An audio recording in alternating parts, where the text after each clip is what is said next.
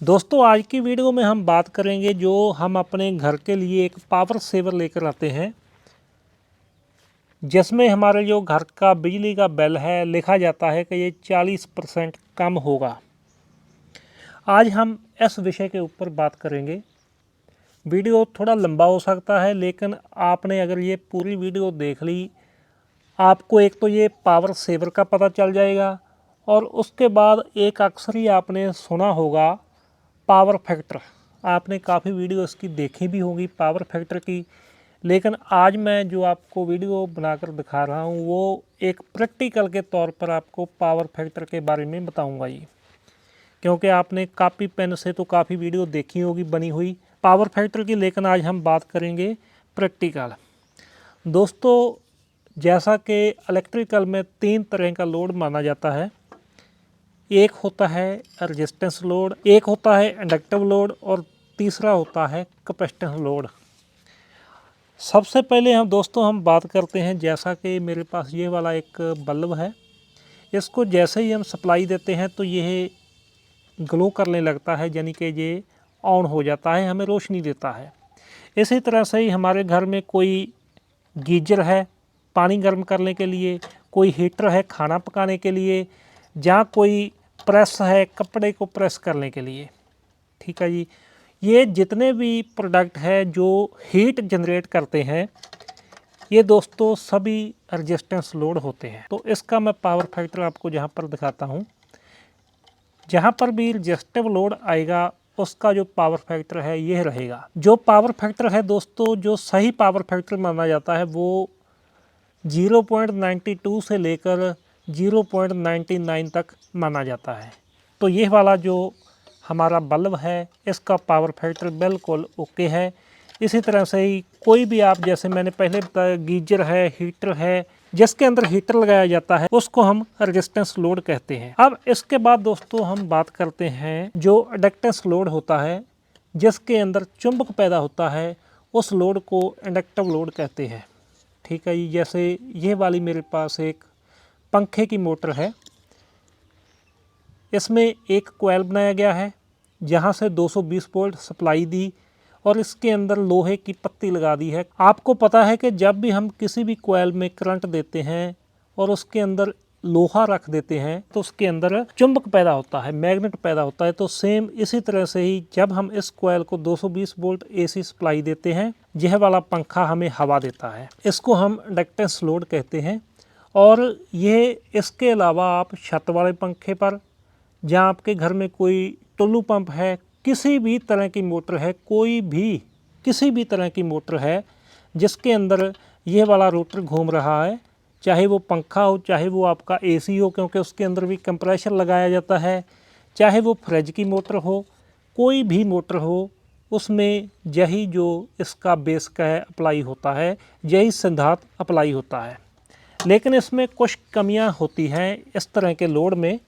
जैसे ही हम इसको चलाते हैं, जैसे ये मेरे पास अभी यह वाली मोटर है, इसको दोस्तों शेडेड पोल मोटर बोलते हैं, क्योंकि इसके अंदर कैपेसिटर नहीं लगाया गया, जहाँ पर 2 वायर ही दी गई है। इसके ऊपर हम एक स्पेशल वीडियो बनाएंगे, इस वीडियो में हम बात नहीं करेंगे। जैसा कि अभी मैंने इसको चला दिया जी, आपको दिखाता हूँ। जहाँ पर आप देखें कि जो इसका पावर फैक्टर है वो 0.43 हो चुका है, यानी कि जो हमें पावर फैक्टर तकरीबन 92 से ऊपर चाहिए था वो उससे भी आधा हो चुका है। जो पुराने ज़माने के वेल्डिंग है, वहाँ पर वेल्डिंग मशीन चलाते हैं, वहाँ पर ये इस तरह की प्रॉब्लम ज़्यादा आती है। जैसे कि जहाँ पर आप देखें कि जो यूनिट है KWH 33.31 KWH, ठीक है जी। और इसी तरह से एक रीडिंग होती है KVAH, किलो वोल्ट एम्पेयर, ये है किलो वाट आवर। तो जो वो वाली यूनिट है किलो वोल्ट एम्पेयर वाली, वो रीडिंग इससे ज़्यादा निकलेगी। जैसे कि जहाँ पर पावर फैक्टर है 45, अगर यह वाली किलो वाट आवर की यूनिट है वो 1 निकली, तो दूसरी जो यूनिट है वो 2 निकलेंगी जी KVAH की। ठीक है जी, लेकिन हमारे घर के लिए जो KVAH की रीडिंग नहीं ली जाती, हमारे घर में KWH की रीडिंग ही ली जाती है। यूनिट की खपत तो हमने KWH के हिसाब से की है 1 यूनिट, लेकिन हमें बिल 2 यूनिट का आ रहा है। इसका कारण होता है पावर फैक्टर। तो इसको सही करने के लिए फिर क्या होता है, इसको सही करने के लिए दोस्तों होता है जी कैपेसिटर, जिसको हम शंट कैपेसिटर भी बोल देते हैं। अब हम बात करते हैं पावर सेवर की। हमारे घर में काम करेगा? बिल्कुल नहीं, क्योंकि पावर सेवर के अंदर सेम इसी तरह के कैपेसिटर लगाए जाते हैं।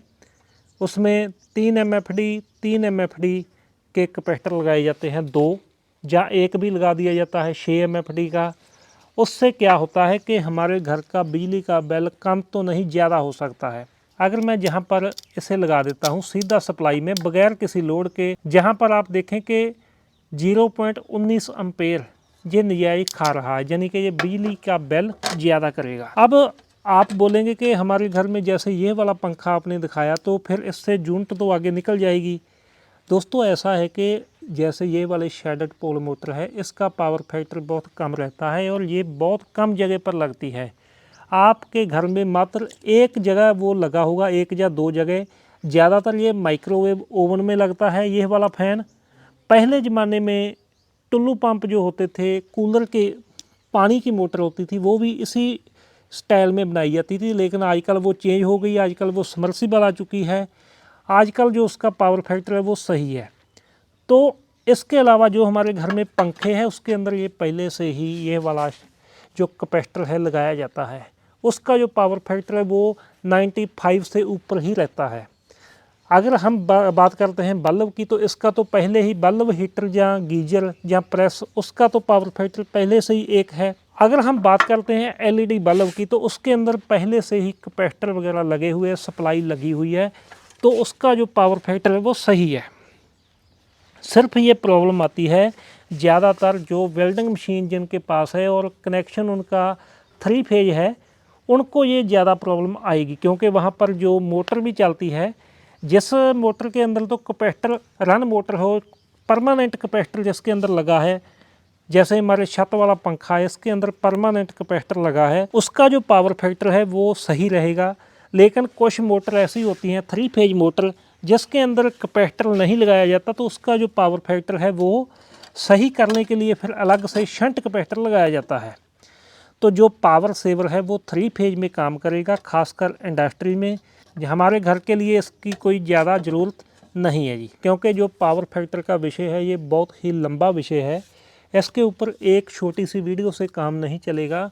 अगर आपके मन में कोई और डाउट है, शंका है, तो आप वीडियो के कमेंट बॉक्स में कमेंट ज़रूर करें, क्योंकि इसके ऊपर आगे आने वाले समय में भी मैं वीडियो बनाऊंगा, क्योंकि ये पावर फैक्टर होता क्या है इसके बारे में भी हम बात करेंगे जी।